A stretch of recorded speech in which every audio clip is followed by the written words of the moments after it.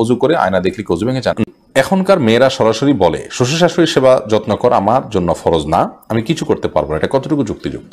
আমার মামাতো বোন আমার বয়সে 5 মাসের বড়, আমি কি তাকে বিয়ে করতে পারবো? নামাজে যদি নিজের অনিচ্ছা সত্ত্বেও কোনো দুশ্চিন্তা চলে আসে তাহলে কি নামাজের কোনো ক্ষতি হবে? পরিবারের সদস্যদের সঙ্গে শান্তি বজায় রাখার জন্য ছোট ছোট মিথ্যা বলা যাবে কিনা? কেউ যদি ঢিলা কুলুপ না করে অজু করে তাহলে কি তার অজু হবে? আমার ছেলে 5 দিনের হায়াত নিয়ে দুনিয়াতে এসেছিল, আমার সন্তানকে আমার জন্য সুপারিশ করবে আল্লাহর কাছে? নামাজে সিজদা করতে গেলে ছোট বাচ্চা সিজদার জায়গায় বসে থাকলে কোথায় সিজদা দিব?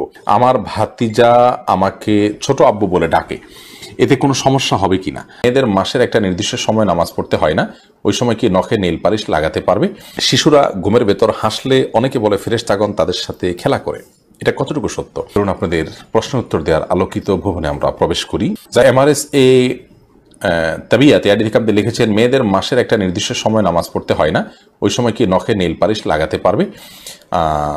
হ্যাঁ, ওই সময় নখে নেল পালিশ লাগাতে পারেন। মাসিকের সময়তে যেহেতু আপনার সালাত নেই, অতএব নেল পালিশ আপনি ব্যবহার করলেন, আপনার উজু করার প্রয়োজনীয়তা নেই, আপনি এটা করতে পারেন। এরপর যখন পবিত্র হবেন তখন আপনি সেখান থেকে নেল পালিশগুলোকে রিমুভ করে আপনি উজু করে নামাজ পড়লেন, এটা জায়েজ আছে, কোনো অসুবিধা নেই। এখন আপনি লিখেছেন, নামাজে সিজদা করতে গেলে ছোট বাচ্চা সিজদার জায়গায় বসে থাকলে কোথায় সিজদা দিব? সেক্ষেত্রে একটু ডানে বামে আপনি সরে সিজদা করতে পারেন, তাতে কোনো অসুবিধা হবে না।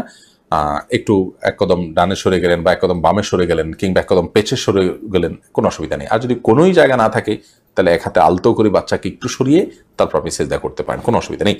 জোস মাসুম মামুন এআইডি থেকে আপনি লিখেছেন, আমার ভাতিজা আমাকে ছোট আব্বু বলে ডাকে, এতে কোনো সমস্যা হবে কিনা?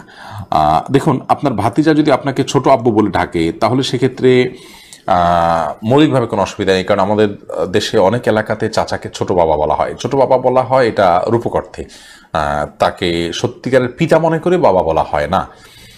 মানে আম্মুর রাজুল ইসিম ওয়াবি, একজন কারোর চাচা তার বাবার মতোই অনেকটা শ্রদ্ধার জায়গা থেকে এবং অন্য অনেক দিক থেকে সেই জায়গা থেকে তাকে ছোট আব্বু বলার যে প্রচলন আছে, এই প্রচলনটা আপনার রূপক অর্থে বলা হয়, সেই অর্থেই প্রচলনটা আছে, যার কারণে এটাতে আপনার বাপ নয় তাকে বাপ ডাকার যে অপরাধ, সে অপরাধ বা সে গুনাহ এখানে হবে না, কারণ ওই উদ্দেশ্যে কেউ বলেও না এবং বাবা হিসাবে গণ্য করে না।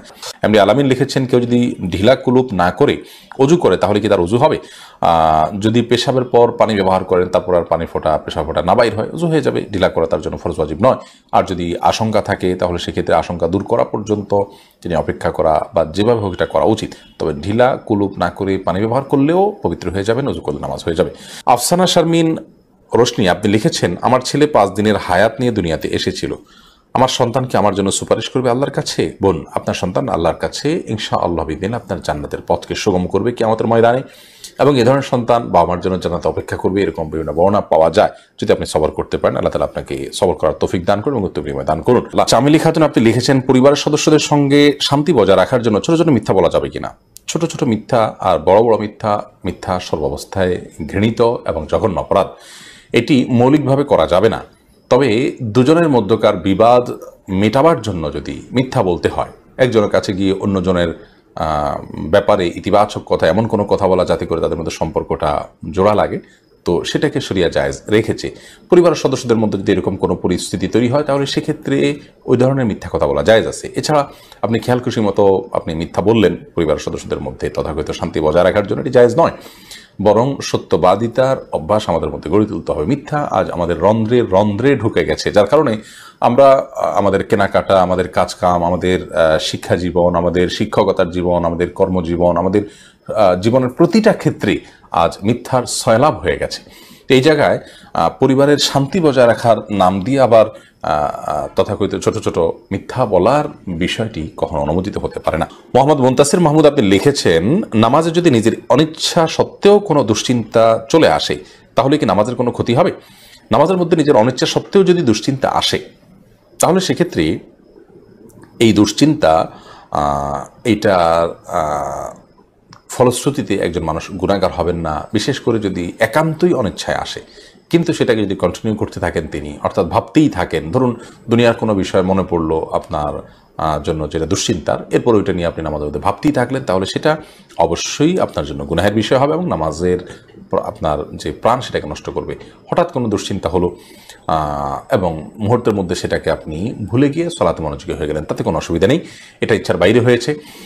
আর আখেরাত নিয়ে, আল্লাহর ভয়, কবরের আযাব, এই জাতীয় বিষয় নিয়ে যদি আপনার দুশ্চিন্তা হয়, সেটা তো খুব প্রশংসনীয় বিষয়, কারণ সেটা আপনার সালাতকে আরও বেশি আপনার আল্লাহর কাছে গ্রহণযোগ্য করবে ইনশাআল্লাহ। মোহাম্মদ জাহাঙ্গীর সানা আপনি লিখেছেন, শিশুরা ঘুমের ভেতর হাসলে অনেকে বলে ফেরেশতাগণ তাদের সাথে খেলা করে, এটা কতটুকু সত্য? না, এরকম কোনো কথা কোন হাদিস দ্বারা প্রমাণিত নয় যে শিশুরা ঘুমের ভিতরে হাসলেই ফেরেশতারা তাদের সাথে খেলা করে। তবে হ্যাঁ, একটা বিষয় বলতেই হবে, তা হলো শিশুরা যদি ঘুমের ভেতরে হাসেন, তো আমরা যেরকম ঘুমে অনেক স্বপ্ন দেখি, সেই স্বপ্ন তারাও দেখে, সেই স্বপ্ন দেখে তারা হাসে, এটাই হলো বাস্তবতা। আর সেই স্বপ্নে তারা যে কোনো কিছু দেখতে পারে, কাকে দেখে সেটা আল্লাহ ভালো জানে, শিশুরা ভালো জানে, যে দেখে সে জানে, বাচ্চা মানুষ। তো এই হাসিটা আমাদের ঘুমের মধ্যেও তো আমরা হাসি বা কান্না করে উঠি বা ভয় পাই বা আনন্দ পাই। তো আমরা যেরকম বিভিন্ন দৃশ্য দেখি, তারাও এরকম ঘুমলে বিভিন্ন দৃশ্য দেখে, এটি হলো সেই বিষয়। এটাকে আপনার ফেরেশতাদের সাথে সাক্ষাৎ এবং তার ফলশ্রুতিতে তাদের সাথে খেলাধুলা করে হাসা, এটা বলাটা আমাদের সমাজে প্রচলিত একটি লোকমুখে প্রচলিত একটি কথা মাত্র, এর কোনো ভিত্তি কোন হাদিস থেকে আছে বলে আমার জানা নেই। হাবিবরাজ আপনি লিখেছেন, আমার মামাতো বোন আমার বয়সে 5 মাসের বড়, আমি কি তাকে বিয়ে করতে পারবো? দেখুন, যিনি বয়সে বড় তার সাথে বিবাহ বন্ধনে আবদ্ধ হওয়া মৌলিকভাবে জায়েজ আছে, এটি কোনো নাজায়েজ বা হারাম কোনো বিষয় নয়। আমাদের সমাজে এটাকে দোষণীয় মনে করা হয়, সেটা আমাদের সমাজের দোষ বলতে পারেন। শরিয়াত এটাকে যাকে আপনার নিষিদ্ধ করেনি, বিধায় বয়সে বড়র সাথে বিবাহ বন্ধনে আবদ্ধ হতে পারেন। বিশেষ করে নবী করিম সাল্লাল্লাহু আলাইহি সাল্লাম তিনি নিজেও খাদিজা রাদিয়াল্লাহু তাআলা আনহাকে বিয়ে করেছেন, তখন খাদিজা রাদিয়াল্লাহু তাআলা আনহা বয়স তার চাইতে বেশি ছিল। তো এখান থেকে বোঝা যায় নিজের চাইতে বয়সে বড় কাউকে বিয়ে করাটা শরিয়া দৃষ্টিকোণ থেকে মৌলিকভাবে অনুমোদিত, এটাকে দোষণীয় মনে করাটা বরং দোষের বিষয়। আমাদের শরিয়াতে এত ফ্লেক্সিবল রেখেছে বিষয়গুলোতে, অথচ আমরা সেগুলোকে অনেক বেশি আপনার সংকুচিত করে ফেলছি এবং যার ফলশ্রুতিতে নানা রকমের অপরাধ প্রবণতা কিন্তু আমাদের সমাজে বেড়ে চলেছে। উম্মে সালমা আপনি লিখেছেন, এখনকার মেয়েরা সরাসরি বলে শ্বশুর শাশুড়ির সেবা যত্ন করা আমার জন্য ফরজ না, আমি কিছু করতে পারবো না, এটা কতটুকু যুক্তিযুক্ত? দেখুন, শ্বশুর শাশুড়ির সেবা করা ফরজ না, ঠিক আছে, কিন্তু বয়স্কদের সম্মান করা এবং তাদের সেবা যত্ন সাধ্য অনুযায়ী করা, এটা তো ইসলাম শরিয়ার নির্দেশনা। আপনি যদি বড়দের আপনি যথাযথ সম্মান না দেন, তাদের সম্মানের অংশ হিসেবে তাদের প্রয়োজনীয় সেবাটুকু যদি আপনি না করেন, একেবারে অপারগতা শিখা আপনি কথা বলেন, অপারগতার কথা জানান, তাহলে সেক্ষেত্রে এটা সন্দেহাতীতভাবে আপনার ভুল। আমাদের অনেক বোনরা আজকাল এই কাজটি করছেন। আপনি এখন শ্বশুর হবেন, শাশুড়ি হবেন, তখন পুত্রবধূ আপনাকে স্নেহ করুক, মমতার পরশ দিয়ে আপনাকে আগলে রাখুক এবং আপনাকে ন্যূনতম সেবাটুকু দেখে, এটা কিন্তু আপনি চাইবেন, আপনার ভালো লাগবে এই বিষয়টা, সেটি মাথায় রেখে আপনার এটি করা উচিত। শ্বশুর শাশুড়িরও এক্ষেত্রে তাদেরকে কাজের মেয়ে হিসেবে ট্রিট করা, তাদের কাছ থেকে একেবারে সব তারাই করে দিবে, এমনকি নিজের মেয়েটা বসে থাকবে, তারাই সব করবে, এরকম মানসিকতা তাদেরও বর্জন করা উচিত, কারণ শরীয়তে সে নির্দেশ নয়। নিজের সন্তানরা তার জন্য মূল সেবাটা করবেন, পাশাপাশি পুত্রবধূরাও চেষ্টা করবেন তাদের জায়গা থেকে সেবা দেওয়ার। বিশেষ করে স্বামী যিনি সংসারের উন্নতির জন্য অনেক কষ্ট করে চলেছেন, তিনি এত কষ্ট না করলেও পারেন শরিয়ার দৃষ্টিকোণ থেকে, তারপর তিনি করছেন স্ত্রী এবং সন্তানদের উজ্জ্বল ভবিষ্যতের জন্য। তো তার বাবা মাকে তার অ্যাবসেন্সে দেখে শুনে রাখা, এটা তো নৈতিক দায়িত্বের অংশ। বিধায় শরিয়ার দৃষ্টিকোণ থেকেও আপনি হাল জাযাউল ইহসান ইল্লাল ইহসান, কোরআনে আল্লাহ বলেছেন ইহসানের বিনিময়ে আপনি ইহসান করা উচিত। আপনার স্বামী আপনার জন্য ইহসান করছেন, আপনিও তার প্রতি ইহসান করুন, তার বাবা মার প্রতি আপনি সেবা যত্ন করার মাধ্যমে। সেটুকু আমাদের মধ্যে থাকতে হবে। এটা যদি না থাকে, তাহলে অমানবিকতা বা আপনার অসৌজন্যতা, অভদ্রতা এবং বড়দের প্রতি সম্মান প্রদর্শন না করা, এগুলো কখনো মুমিনের চরিত্র নয়।